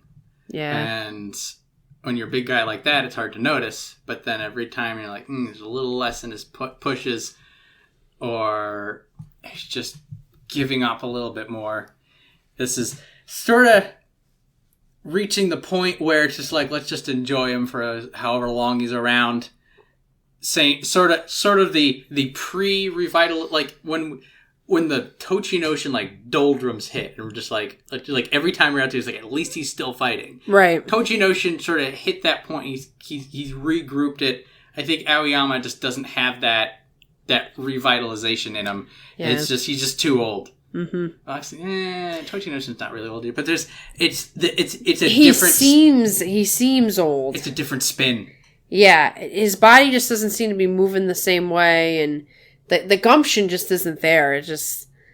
It could be one of those like back injuries where it just takes so much out of you. Yeah, but he's part of that group of veterans that might be on their way out the door. It's just they're. It feels that they need to dig deeper and deeper for the same results. Right. And he's a Bulgarian, so I don't know what his future plans are. If he's trying for citizenship, if he's hanging it up afterwards, that affects how long you hang in. It does. Because if he's planning to go back to Bulgaria, well, this is his career. There's not going to be any more sumo. So he might be hanging in as long as he can. He may even be okay with being in Juryo because he knows when it's done, it's done. If he was holding out to be a sumo coach or something, you might see a different result. But since we're not privy to such information, I have no idea. Next is Chiyo Tairyu, who is up from Maegashira 15 East up to now Maegashira 11 East. He got a 9-6. Which, very respectable score. He's sort of been that guy for a very long time who, up and down, up and down, up and down. He's lost a little weight, which gave him a little bit more speed. But I don't know if he lost power because of that. It didn't seem like it. But I think he's trying to figure out the new Chiyo Tairyu right now. This is the new Chiyo Tairyu. In September, he lost the weight. He looked good, but he did not do that well. Mm-hmm. And we were a little concerned. And then he was Maegashira 15, so he was on the chopping block. Yeah. But then this time, maybe he's just lower. Maybe he sort of just got it together. Now he's got the stronger sense. The Tachiai will still, if it hits right, it'll still get you out. But a lot of his wins were sort of that veteran sense. Mm-hmm. So he's starting to make it work. It's going to be, is this borrowed time, or is this going to be sort of that new path, that revitalization? And it's this interesting recurring theme. You have a lot of these older people who are having to sort of look inward and decide what they're going to do. Mm-hmm. And Chiyo Tairyu is just another spin on that. So like you have your Tochinoshin, you have the extreme examples of Terunofuji and Takayasu, and this is sort of the middle of the road. Chiyo Tairyu just the way he is now, you don't expect him to really make a tear for it, but if what he's doing, if he can make this like a winning formula, then he's going to extend that life. Right, and this is something that every aging athlete faces in their life somewhere, and some of them come out on top because they change things so much that they're able to have sort of a new career, better than they were when they were younger. Now, how far you can go with that is, there's a lot of factors. But you always wonder with someone when they lose some weight or they change their style, are they going to be that veteran who actually, surprises you? Or are they just going to be on the predictable path right out? Yeah. So this is going to be the question for Chiyo Tairyu this tournament is the new bag of tricks going to work? And if it is, where's it going to get you? Right, especially with all these other guys who are younger and hungrier. Next is Kodo Echo. He dropped just a couple from 9 West to 11 West. He was 6-9. I don't know what's going on with him because I feel like there's a lot of potential in there, but I'm not seeing it in the ring. It's not. There was that. It was. I think it was July that he had that one showing. We're like, ooh, this is what we want. And then in September, it was sort of like, okay, maybe there's something in there. Maybe he got a little too high, he's fallen down, and now this one is sort of the, okay, maybe there's something going on here because this he did worse here than he did in September. Yeah, so he's on the decline. It's a decline now. So there's some something that the formula just got mixed a little bit. So he needs sort of the regroup. He needs to get it back together. He needs a new year, a refresh, restart. He does need that new year, new deal kind of a. I'm going to be the energy. new guy. New guy. So if Kotoeko can channel that, because there's a lot of potential in that body he has. Yeah. If he can just tap it, and it seemed like he was getting it, and then he lost it, so he's got to get it again. Yeah, we'll put him on our watch list. He's on watch list. So Ichinojo, he's the same Ichinojo he's always going to be. So here he was, the lowest guy down. He was what? 1-7 what was his record? He was like 1-7 or something. 2-7, 3-7. And then he just goes ahead and says, "Okay, I guess now I'm going to wake up and win the rest of the matches to get an 8-7." This is not the first time he's done this. He's done this multiple times. I don't know why he doesn't just run people right out with his body. It's a weird thing with him. There's the way his motivation works. The thing is that the 2 matches that he won before he hit that 7 losses, there was a fire set under him. Mm-hmm. And then that fire went away, and it only came back when he was on the edge of Makakoshi. Yeah, I don't know what goes on in his internal workings, but everybody says it. What Ichinojo are we going to get today? Yeah. And the answer is always, I don't know. He can do it. He's so powerful and he's so strong that if he just... That one tournament where if he had just faced Hakuho, who knows, maybe he would have had a title himself. Man. He was unstoppable, and then you just... What was it, 2 tournaments later? It was in Juryo? Yeah. I don't know. He is one of my favorites simply because he's a big, big guy. The biggest guy in sumo if you take height and weight. He might be the heaviest guy. I'm not sure. He's pretty close if he's not the top. Pretty massive one way or the other. I mean, and that's one of the things you want to see in sumo is just see the big guys be the big guys. Big guys. He's like the big, gentle teddy bear. You know? So we'll see. The next is Terutsuyoshi. He just keeps dropping down. He's got tricks, but they're old. Yeah, he also had a spot of bad luck. He had a few matches so there's some matches he was just, you need new tricks. I think one of the ones was Koto Shoho, threw him down within 2 seconds. Yeah. He just read him right off the I know what you're going to do. Know what you're going to do, and just go slap. But then there are some matches that he is so close to winning, and then just something happens. Mm-hmm. I remember when I was watching Terutsuyoshi and Yutakayama, I'm like, who's going to have worse luck today?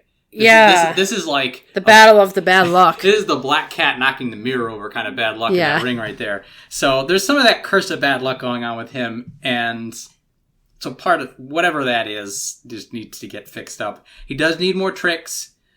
He was up top 5. Yeah. So he touched that high watermark, and so he's just got to figure out what to do to get back. He needs some sort of consistency. Even it's either going to be I'm going to be so tricky that you have no idea what I'm ever going to do, which is a hard sumo game to play. Very hard. I mean, I don't want to say easiest, but the most effective way to do sumo is to have the thing you do that defeats people because it's either the strongest or it's the trickiest. And then you have some other things in your playbook if you need to switch it up. If your playbook is, let me try the same leg pick 20 times in a row, you're not going to get very far. So he either needs to figure out, is he going to be speedy guy? Is he going to bulk up? Is he going to be, is he going to try some belt techniques? Really get some throws in? I think he just needs a lot of work. He's got potential, but he needs a lot of work and a lot of focus. Otherwise, he's no different than Nishiura, who has the same problem. Hanka's here, Hanka's there, jumping. I don't know. He's in that category. Maybe he needs to talk to Hakuho too. I don't know. I think he needs to either needs to talk to Hakuho and get some pointers, or get beat up a little bit. Or just really lean into that bad guy. Yeah, I mean, the bad guy works. I enjoy it. Just go real dirty. Just start. Wear that leather jacket to the ringside. Or wear a leather face mask or something. I don't know. Oh, imagine him as a luchador. Oh, there you go. He could do that. He would do that. Do some high flying sumo. I don't know. He's got to do some work. So next is, if you want to talk about bad luck sumo. Oh my goodness. Let's talk about Akawa. So Akawa had a nice 9-6 in his debut, but he did get into a car accident. Somebody rear-ended him.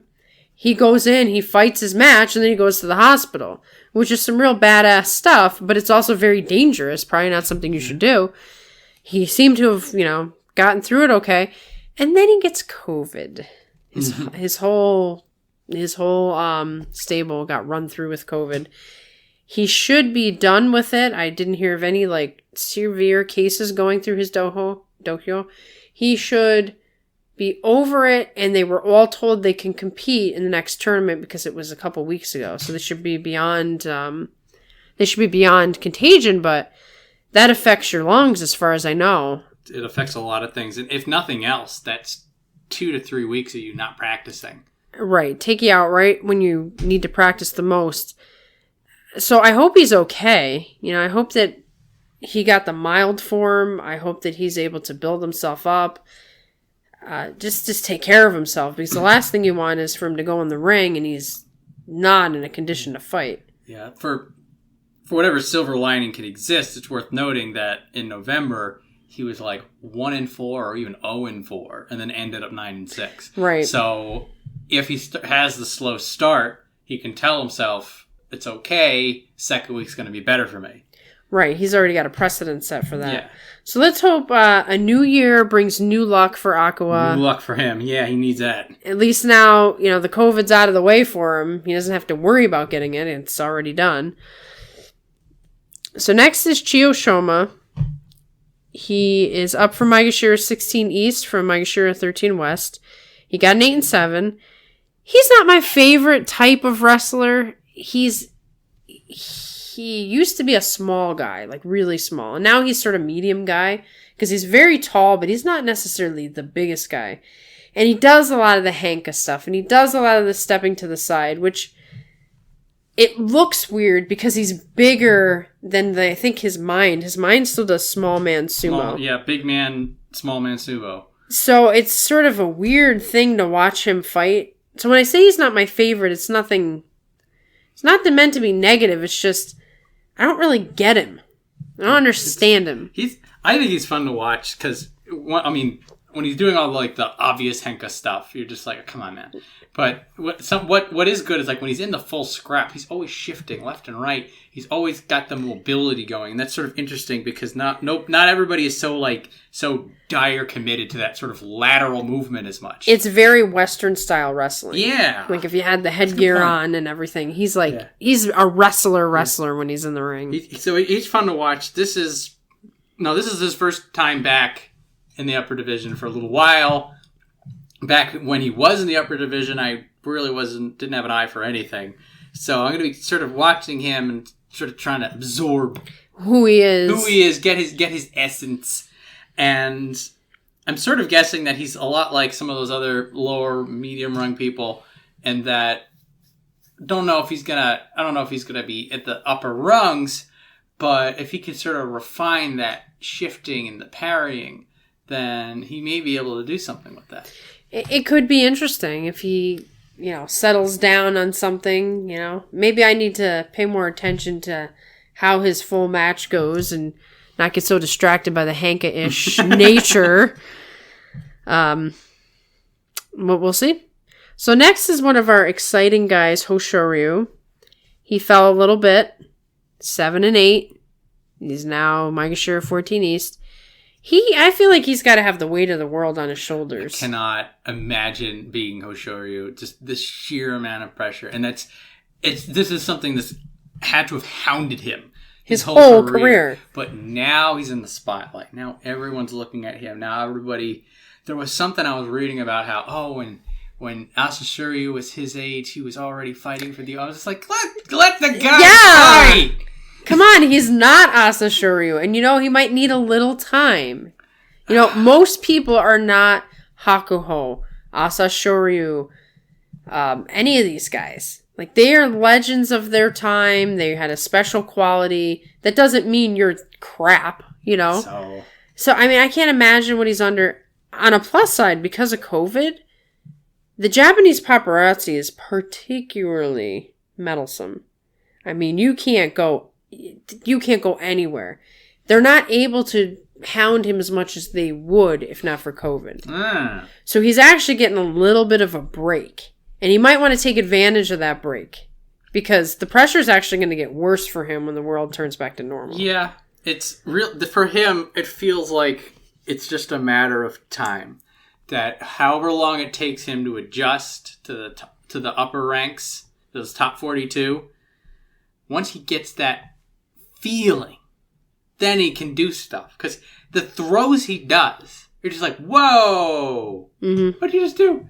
Love what he did with Enho, the spinning. Yeah, that was funny. It's great. It's great. And he's doing this stuff, and you can tell he's got so much more to give. Right, and he's got to settle. He's got to make his own path. There's a lot of things going on around him that people just need to leave him be. And hopefully he can put the tunnel vision on and say, I'm doing my thing, leave me alone. Yeah. A lot of this is what can this person do? Yes. With Hoshoryu, you just want to hire a bunch of guys with wiffle ball bats. Whenever everybody starts being weird, be like, let him practice. He's busy. And get out of here. Get out of here.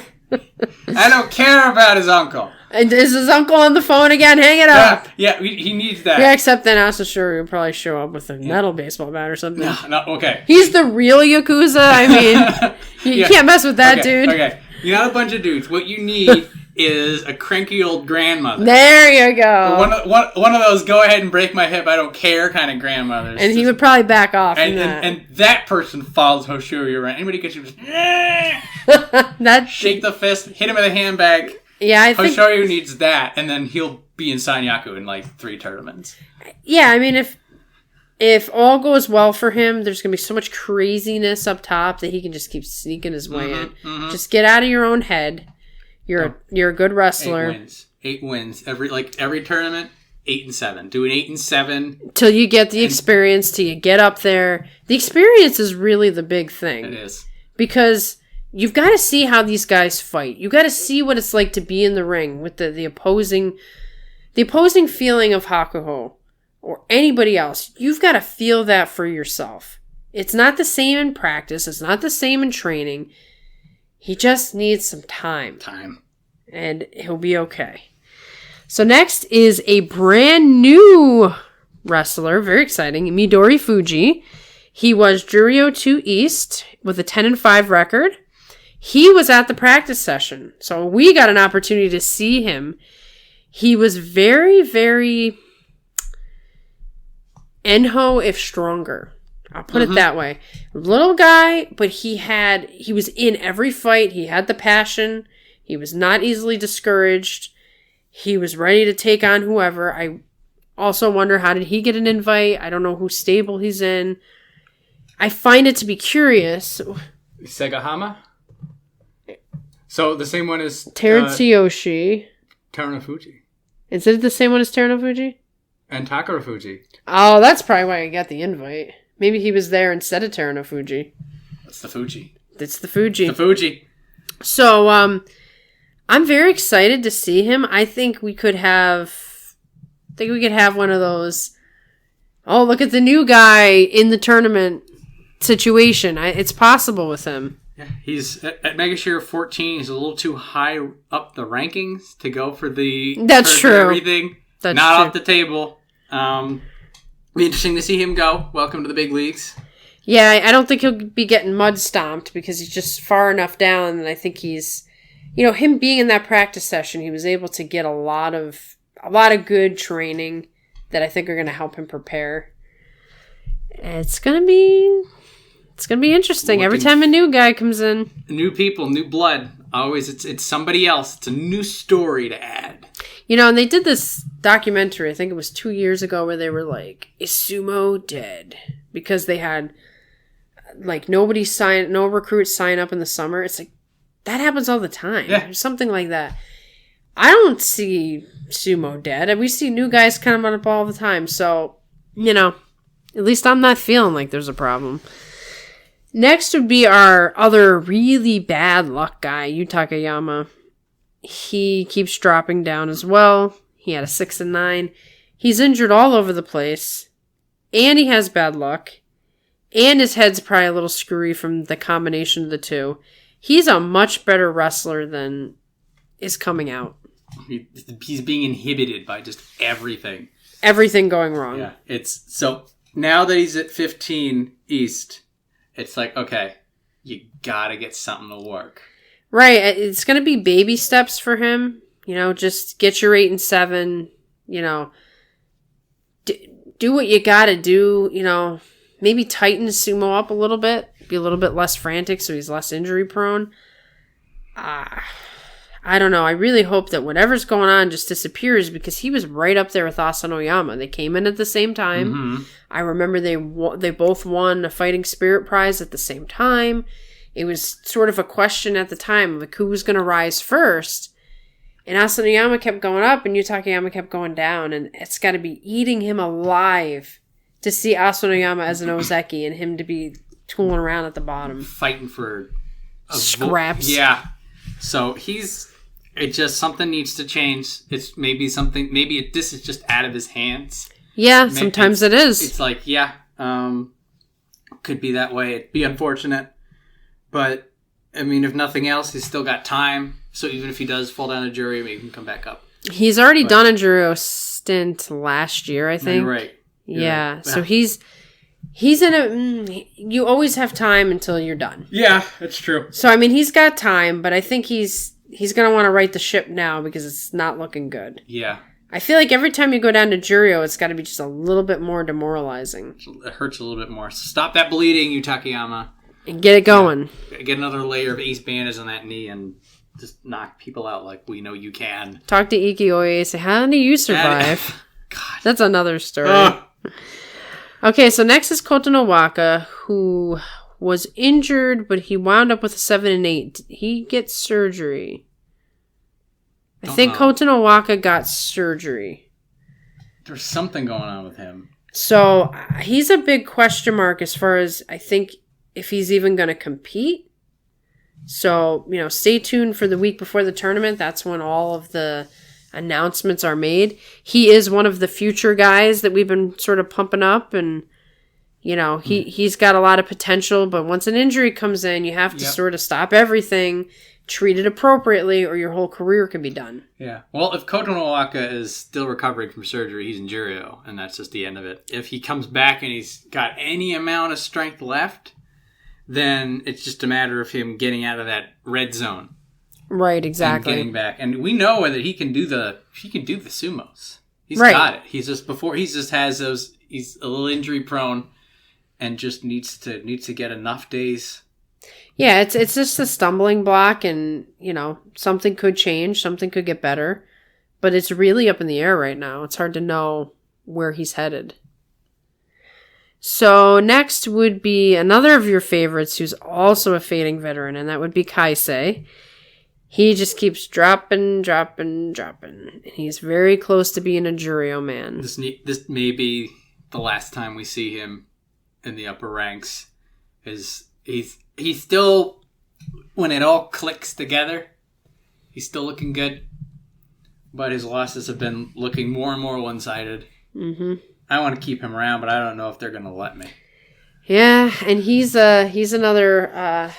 from Brazil, so I don't know what his future ambitions are, but this could be end of Sumo career once Sumo is over kind of thing.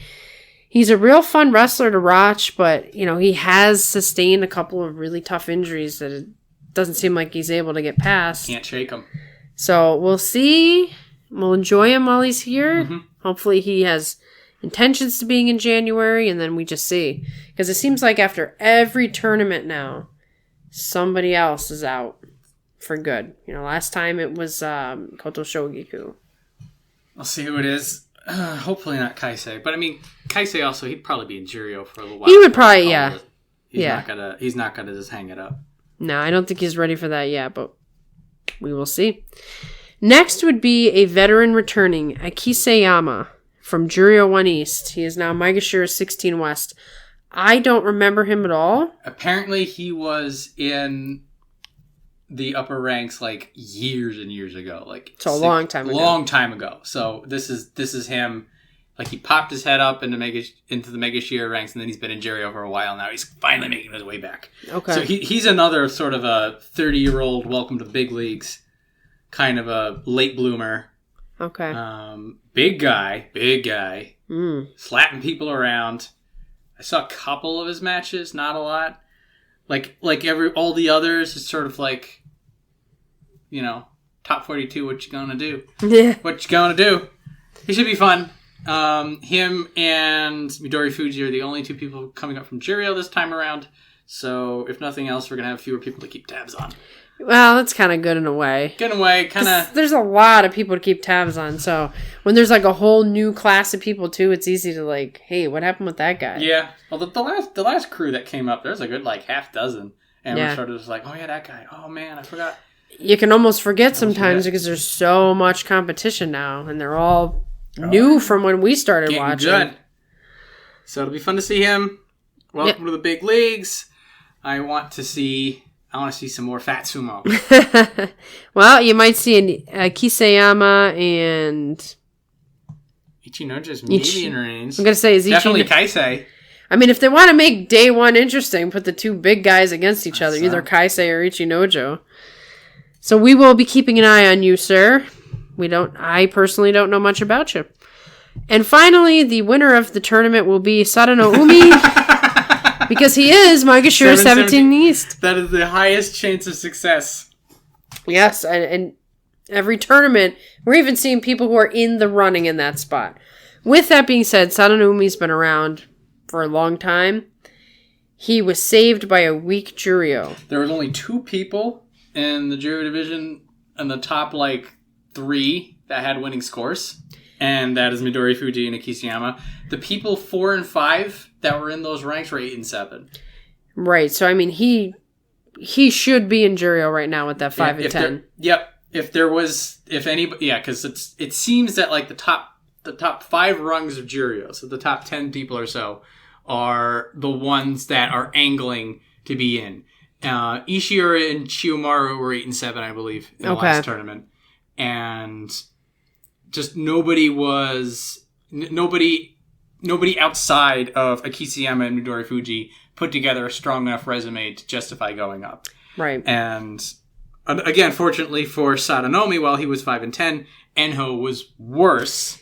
Yep. And Kotoyuki was out on surgery. So he was sort of spared the executioner's axe this time around. And I'm not really sure what to think, because he is up there. He's been around a long time. I'm not really sure what we're going to see from him, if he's going to do a saving deal or if Juryo is inevitable for him. This could be the master tactician play, that he was simply moving of course.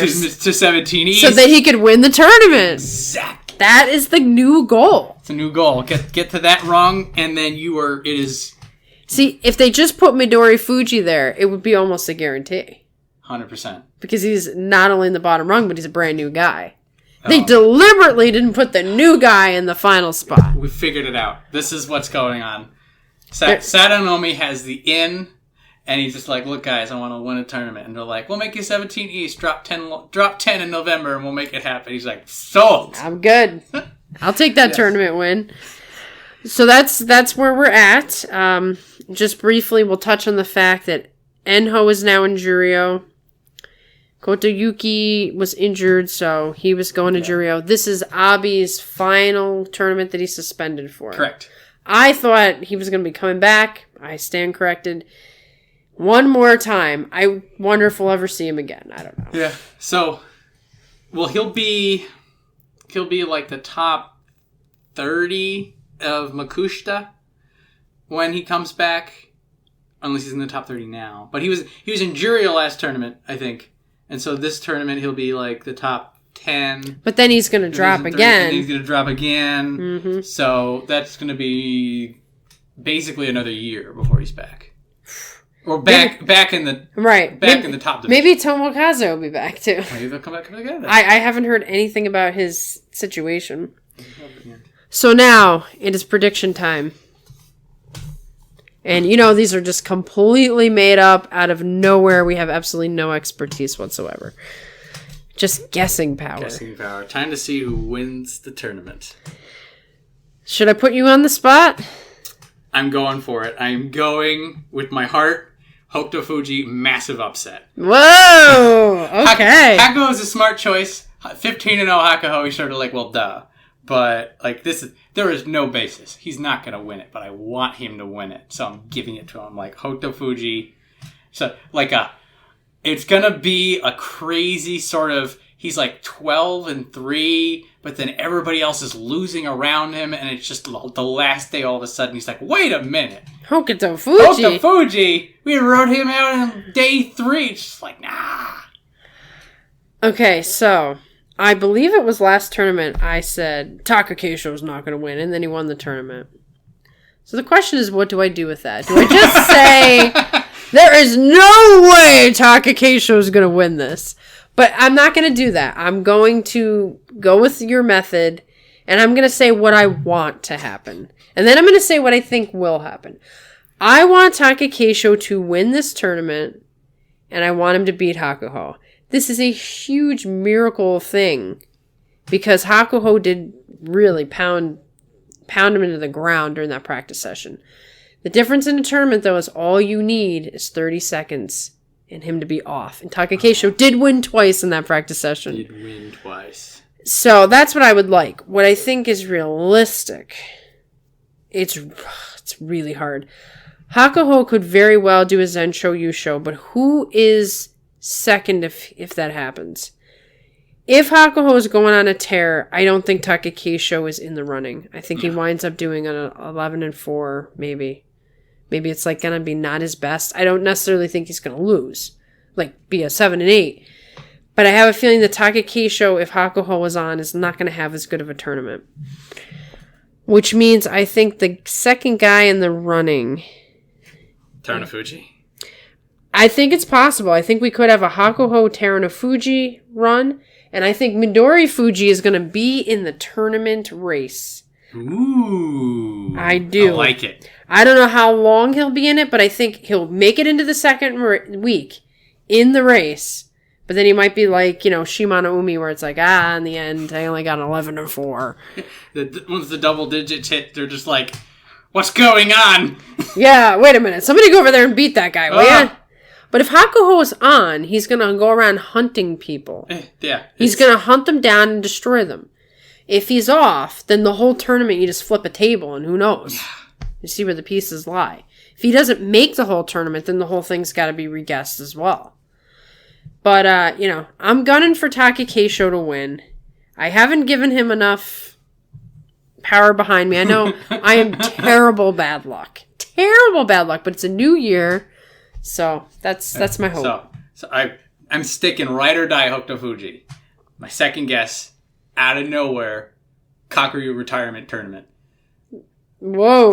Okay, well. I'm going, if I get two guesses, I'm like, I want the crazy thing and I want the thing that's never going to happen. Well, what's funny is you almost stunned me with that prediction. I don't know why. I was like, oh, whoa, my mind wasn't going there. Well, we're like, Kakuryu's probably not even going to fight anymore. But it could happen. I mean, in this great scenario where all wishes come true, Kakuryu could win the tournament and then retire. Just hoist the cup one more time, give a wink over to Hakuho and say, I'm out. Peace. I'm out. See you in the management meetings. Yeah, exactly. I mean, he is the head of the wrestler council or whatever. So yep, he's the representative, and he is the Don.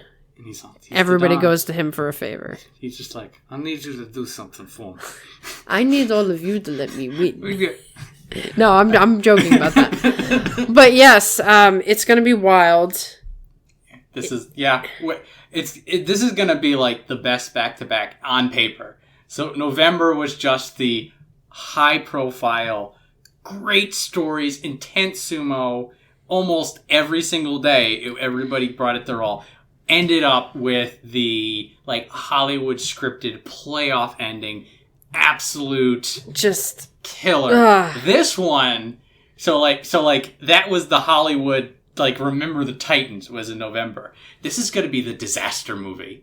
There will be broken dreams in January. Careers crushed, some careers aspiring to meteoric ranks, just devastation and chaos all around, both in a good and a bad way. It's going to be excellent. I have a proposal for you. Maybe we should do a shortened midterm show. So week 1 happens, and then we do a little tiny show that talks about what we think is going to happen in week 2, because once some matches happen, we can alter our predictions. We can make it like a half an hour show where all we talk about is who we think is going to win in the second week. That's interesting. I'll have to think on that. Now, let's see if the timing works. See how the both of us may be inconsolable by day 8 already. We might be crying and unable to do the show. You'll come over and be like, "How's that 2-7 Hokuto Fuji?" I'm like, "Don't talk to me! I am not doing the show this week." And Takakisho's out on day 3 because he injured himself. You know what? I'm flipping tables. This tournament is dead. Tamawashi broke his elbow. I'm out! No!